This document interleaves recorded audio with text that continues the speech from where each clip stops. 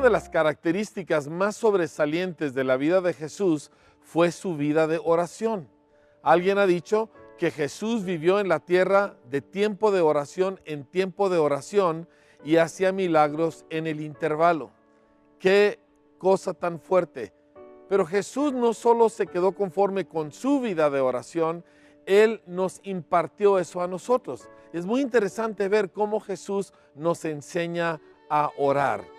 Ahora, yo estaba fijándome en el Evangelio según San Lucas, en el lugar donde Jesús le enseña a sus discípulos lo que comúnmente se conoce como el Padre Nuestro. Y quiero que nos adentremos en la escena.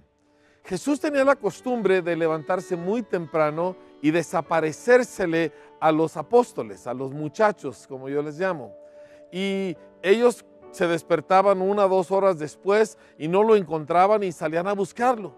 Y después de mucha búsqueda lo encontraban detrás de alguna peña, detrás de algún arbusto, donde él había tenido un tiempo de íntima comunión con su Padre. Y en este caso, en Lucas capítulo 11, verso 1, da la impresión que llegaron y lo encontraron y él todavía estaba orando. Y tú sabes lo que sucede cuando uno se topa con alguien que está en oración. Pues uno guarda silencio y respeta ese momento, y yo sospecho que así estaban los discípulos. Y cuando Jesús termina de orar, los discípulos se le acercan y uno de ellos le hace el siguiente comentario, Lucas 11:1. Aconteció que estaba Jesús orando en un lugar y cuando terminó, uno de sus discípulos le dijo, Señor, enséñanos a orar como también Juan enseñó a sus discípulos.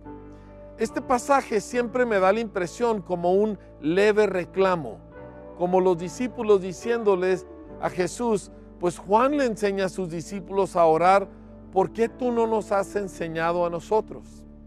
Ahora, para estas alturas, Jesús les había enseñado acerca de casi todos los temas, menos de oración. Y yo me pregunto, ¿por qué? Siendo un elemento tan importante para su vida, ¿por qué Jesús tardó tanto tiempo en enseñarle a sus discípulos cómo orar? Y yo creo que la respuesta es la siguiente. Casi todo el mundo cree que sabe orar. Casi todo el mundo, independientemente de su relación con Dios o de su vida moral o de su vida inmoral, cree que puede orar, que tiene derecho a orar y que su oración será oída. Y ellos, como buenos judíos, pues ellos también tenían una vida de oración. Entonces yo me imagino la escena parafraseándolo un poco de la siguiente manera. Yo me imagino a los discípulos diciéndole a Jesús, pues Señor, nosotros oramos, pero nosotros no somos como tú, ni vemos las respuestas a la oración que tú ves. Y los fariseos y los saduceos, ellos oran y de hecho oran mucho, pero ellos no son como tú eres y ellos no hacen las cosas que tú haces. Me imagino que se detuvieron y le preguntaron, ¿cómo oras tú? Y yo creo que Jesús se tardó todo este tiempo esperando que ellos vieran la diferencia entre la vida de oración de Él y la vida de oración de ellos para que finalmente quisieran aprender. Porque cuando uno cree que uno sabe, pues uno no es muy bueno para aprender. Pero cuando uno se da cuenta que alguien sabe algo que uno no sabe, entonces uno inclina el oído. Y entonces estaban listos para aprender porque se daban cuenta, Jesús ora de una manera, y no por las palabras que diga, sino por la conexión que tiene con Dios, que nunca hemos visto a nadie tener. Queremos aprender. Ellos sabían que la conexión que Jesús tenía con Dios era el secreto, era lo que hacía la diferencia entre la vida de Él y la vida de todos los demás. Así que querían aprender sus secretos de oración. Y entonces Jesús les empezó a enseñar. Pero permíteme tocar un par de puntos importantes.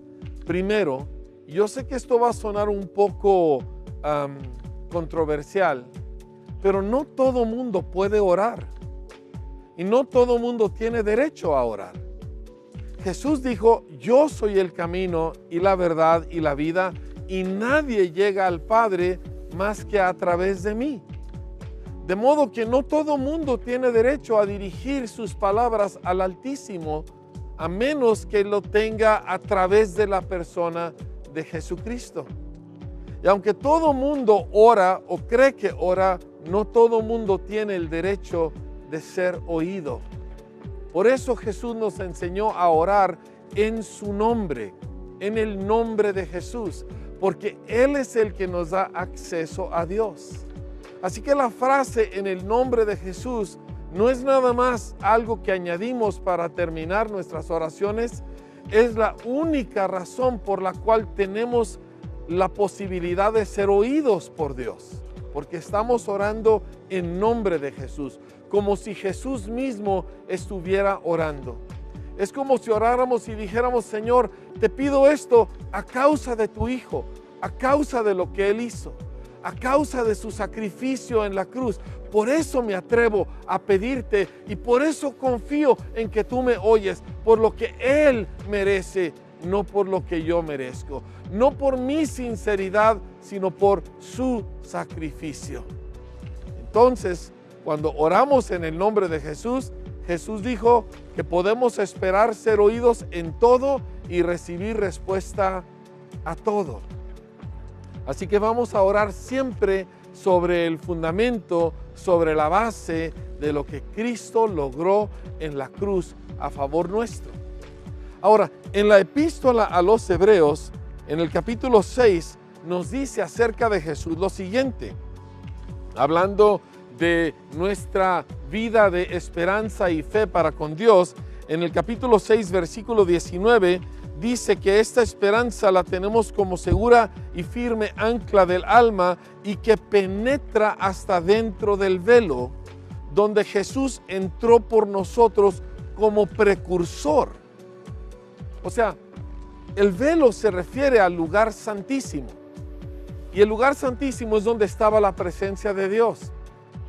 Y había un velo que impedía que los demás pudieran mirar, mucho menos entrar al lugar santísimo, solo el sumo sacerdote. Pero el sumo sacerdote, el día de la expiación, entraba al lugar santísimo con sangre y con incienso. Y una vez que él hacía lo que Dios le mandaba hacer allá adentro, él salía. Pero en el lugar santísimo verdadero, el que está en la presencia de Dios en los cielos, la Biblia dice aquí que Jesús entró como precursor. Es decir, Él entró para abrirnos camino para entrar nosotros. Ahora, a la mente de un judío, esto era una cosa imposible.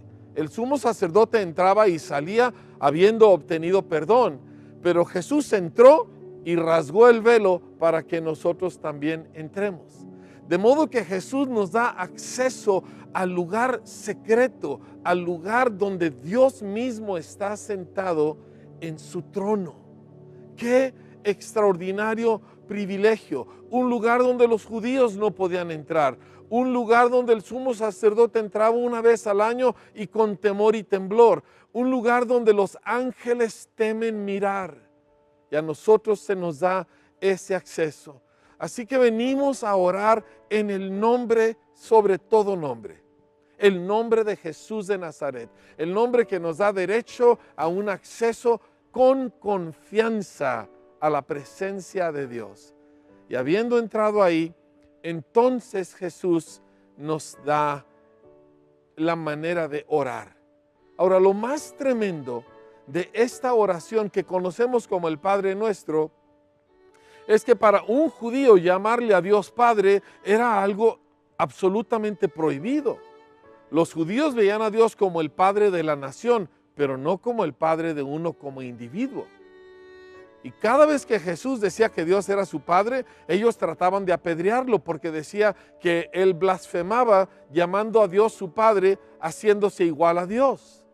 Y cuando Jesús le enseña a sus discípulos a orar, lo primero que hace es darles acceso al mismo a la misma intimidad, al mismo acceso que Él tenía, a la misma cercanía con Dios, porque Él no les dijo, van a orar a un Dios lejano. Él dijo, van a orar diciendo, Padre nuestro.